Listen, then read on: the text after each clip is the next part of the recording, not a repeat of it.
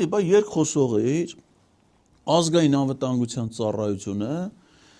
2000 ոստիկանով, սև դիմակներով, եկել էին լսվել էին մայրաթոր, դու էլ ընդ լացում էիր, ճաղրտում էիր, երկխոս էիր, բա եկել էին, արա մարդիկ իրանց ոտով եկել էին, դու էլ նստեիր երկխոսեիր,